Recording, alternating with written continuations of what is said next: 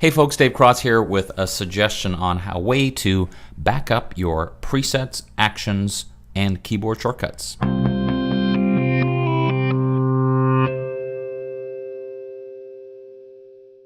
Recently there was a post by Colleen R. that asked about keyboard shortcuts, and in that, Matt Shatterman, hope I'm saying that right, made a suggestion about looking up a way to back up all of your things like actions and presets and so on. So I thought I'd show you a little bit of information on that process, because it is in fact very important, because the last thing you want to do is have to rebuild things you've made, like custom brushes and swatches and gradients and all those kind of things, or actions.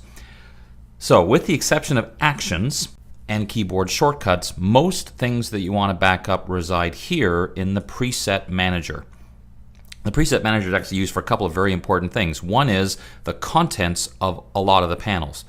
So we look under here, under the preset type, here are all the panels that are controlled by the preset manager. So for example, if there are certain patterns you never use, or certain tool presets that you don't use, or anything like that, this is where you control them. So in here, this is the kind of standard brushes panel, and I've added a few extra brushes onto the end just as examples. And let's say now I want to make a backup of these to make sure that I don't have to recreate them again. So I select them, click on the first one, hold down the Shift key, and click on the last one. Generally speaking, your brushes will be the last ones that you've created. Then you choose Save Set.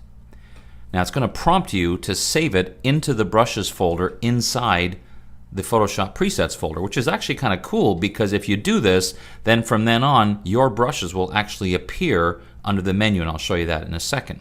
It's a .abr file, which is the Photoshop name for brushes. So I'm not going to actually do it because I've already done it previously, but you save it into this folder. And the same rule applies for any one of these custom presets. So if you've made some your own styles, here's some styles that I've created, so I do the same thing, choose Save Set. In this case, it's going to say save it into the styles folder. So what I recommend is that you go through all the preset manager presets and save sets into the folder that it recommends. Then I would go back and do it a second time. But this time, slight variation. When I choose Save Set, I'm going to go outside of Photoshop, for example, onto my desktop, and create a new folder called My Custom Presets or something like that. And then save everything into there, and do that for each one. There's two reasons for doing that. The first reason is it creates a backup file, so if Photoshop does have one of those horrible crash and burns we hear about, that you won't have to recreate anything. But the other reason, thinking ahead to the future, is when the next version of Photoshop comes out, this is the simplest way to move your presets from one version of Photoshop into the other, is after you've installed the new version, just go into the preset manager and go load, load, load, load, load, and bring in all of your presets. So that's how the presets work. Now let me just quickly show you what happens when you do save a set of presets into that prompted folder, like in the case of the brushes. Here's what happens after you restart Photoshop. If I go to the brush picker where I can choose my whatever brush I want to use, right here in the pop-up menu, you will see here are brushes that I previously saved, and they appear right here in the menu. So anytime I want to load those brushes in, I don't have to go looking for them. They're built right into Photoshop, so then I can load those brushes in. Now for actions, it's a little bit different. It's a little more manual.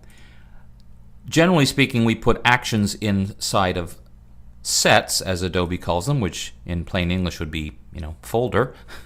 So here's a couple that I've created, and I want to make sure I have this one available. So I would go into any one of my custom action sets and come into here and choose Save Actions. And then I would save it into that same folder we talked about before, that sort of external backup folder. And you'll have to do this for any one that you want to save.